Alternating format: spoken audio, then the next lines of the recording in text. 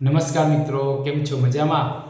આજે વાત કરવાની છે પહેલાં સુવિચારની, ત્યાર પછી ઉખાણું અને જે ગઈકાલે આપણે ઉખાણું પૂછ્યું હતું એ ઉખાણાની વાત અને આજની મહત્વની ઘટનાઓ અને અંતમાં આજનો આપણો દિન વિશેષ વ્યક્તિ પરિચય.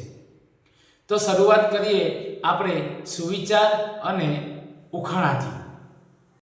આજનો સુવિચાર: તમારી ઇમ્પ્રેશન એવી હોવી જોઈએ કે કોઈ તમારા વિશે ખરાબ બોલે તો લોકોનો જવાબ હોય ઇમ્પોસિબલ.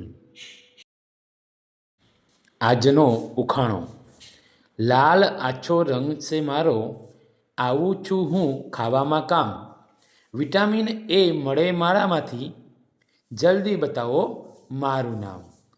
આ ઉખાણાનો જવાબ તમારે કોમેન્ટમાં આપવાનો છે અને સાચો જવાબ કાલે ફરી નવા એક ઉખાણામાં આપવામાં આવશે. હવે આપણે જે ગઈકાલે ઉખાણો પૂછવામાં આવ્યો હતો કે ટક ટક અવાજ કરું, નાના મોટા પગ, અને બાપ જ્યારે 12 ડગલા ભરે ત્યારે બેટો 1 ડગલું ભરે, તો એનો જવાબ છે ઘડિયાળ.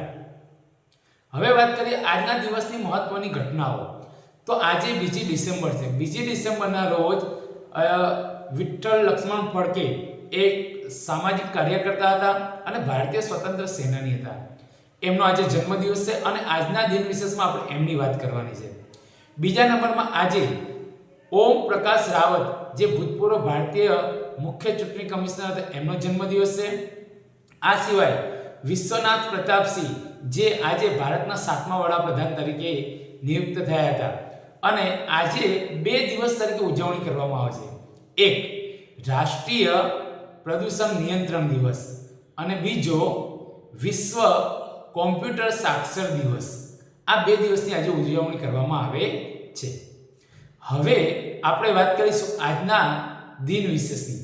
તો આજના દિન વિશેષની અંદર આપણે વાત કરવાના છીએ કે મામા સાહેબ તરીકે જેઓ સૌથી વધારે પ્રચલિત છે અને ભારતીય સ્વાતંત્ર્ય સેનાની તરીકે જેઓ જાણીતા છે તેવા વિઠ્ઠલ લક્ષ્મણ ફડકે, જેઓ ગાંધીવાદી છે અને સમાજ સેવક છે અને ભારતના ગ્રામીણ વિસ્તારોમાં જેના સ્વચ્છતાના કાર્યોના લીધે તેઓ ખૂબ જાણીતા છે. એવા વિઠ્ઠલ લક્ષ્મણ ફડકેની વાત કરવાની છે. વિઠ્ઠલ લક્ષ્મણ ફડકેનો જન્મ 2 ડિસેમ્બર 1887 ના રોજ મહારાષ્ટ્રમાં થયો હતો. તેઓ પહેલેથી જ અંગ્રેજી શિક્ષણ અને અંગ્રેજી રાજનો વિરોધ હતો. શિક્ષકોમાં ઠાવકા વિદ્યાર્થી ગણાતા તેઓ વિદ્યાર્થીઓની અંદર તે સમયે સ્વદેશીનો સ્વીકાર અને વિદેશી વસ્તુઓનો બહિષ્કાર અને ભારતીય શિક્ષણનો પ્રચાર પ્રસાર કરવાનું કાર્ય કરતા હતા. તેમણે અસ્પૃશ્યતા નિવારણ માટે તે સમયે ખૂબ એવું સારું કાર્ય કરેલું અને ગાંધીવાદી યુગમાં તેઓ પ્રથમ અંત્યસેવક તરીકે બન્યા હતા.